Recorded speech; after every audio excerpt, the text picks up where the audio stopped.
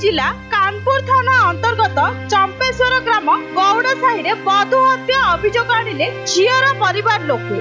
सूचना अनुसार 5 वर्ष तले फुलपड़ा ग्रामर नीलमणि बेहेरा झील सुनीता बेहेरा चंपेश्वर गौड़ साहि सुधांशु दास विवाह कराइथिले।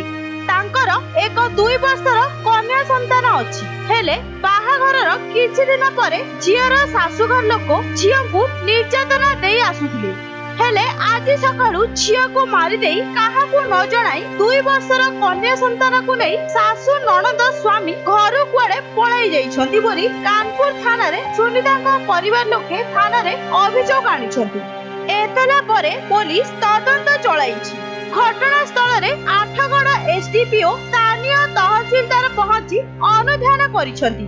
एने आठगड़ उपखंड आरक्षी अधिकारी रविंद्र कुमार मल्लिक गणमाध्यम को सूचना दे कहिसंती झिया घर पक्षरु निकटस्थ कानपुर थाना रे एक हत्या मामला रुजु होईछि, जहां केस नंबर 31 आईपीसी 498 302 342 अनुसार कानपुर थानार सब इन्स्पेक्टर केसी दास एई केस भार नेइछंती। तेबे स्थानीय तहसीलदार एवं एसडीपीओ उपस्थिति रे सबकु व्यवच्छेद पाई बड़म्बा मेडिकल को पठा जाइछि। नरसिंहपुर अर्जुनंद बेहेरा को रिपोर्ट न्यूज.in। मो झील को मारिदेले आज्ञा, मत मारिबार थिला मत जणैलेनी कहीं मो झील को नहीं जाइतांती आसिकरी। मो झील को मारिदेले आज्ञा, मोर रोग देह पेशेंट के किडनी के हार्ट पेशेंट दियो मोर जई मारी जदी नाइ आज्ञा। से काली पिलता झील को मारला गोटे शुणुली फोन रे कहती पाटी तुंड हतिकी से आ कौन है कौन ना तुम घर कथा तुम बुझ कहीं पाटी तुंड समुदुणी होती कही मो देह भल ना।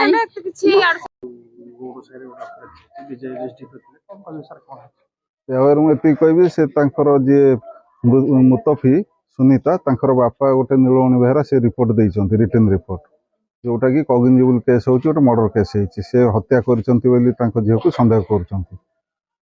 तांकर हजबैंड एवं अन्य शाशु शशुर लोक मैंने करछन्ती मिलित भाव। तापर हमरे कानपुर थाना केस नंबर 31 गोटे रजिस्ट्री होची 198 302 34 आईपीसी रे तदंत चली।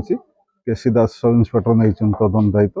बर्तमान इनक्वेस्ट आमर कराल जेहेतु बाहागर 7 वर्ष भितर होती इनक्वेस्ट आमर मजिस्ट्रेट सामने एक्जिक्यूटिव मजिस्ट्रेट कराई। डेड बॉडी बर्तमान पठा बड़बा को पीएम ऑटोप्सी पे। ना प्रिलिमिनरी स्टेज अच्छे आम प्राथमिक कार्य करूँ किए दोषी किए कौन आम तार देखिए कार्यानुष्ठान ग्रहण करूँ।